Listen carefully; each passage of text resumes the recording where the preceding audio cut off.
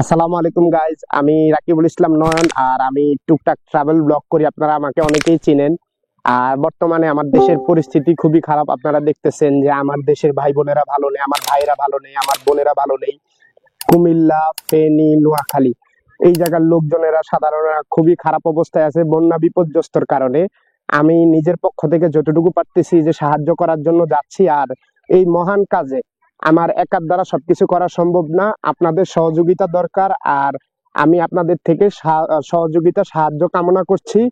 এই নিচে ডিসক্রিপশনে বিকাশ এবং নগদ নাম্বার দেওয়া আছে। আপনারা ছোট্ট ছোট্ট কন্ট্রিবিউশন বলতে পারেন, ফান্ড বলতে পারেন, আপনাদের এই ছোট্ট ছোট্ট কন্ট্রিবিউশনের সংখ্যা একটা বিরাট অঙ্কে দাঁড়াবে, যার দ্বারা আমরা বাকি বন্যা পরিস্থিতির কবলে যারা আটকে আছে তাদেরকে অনেক সাহায্য সহযোগিতা করতে পারবো।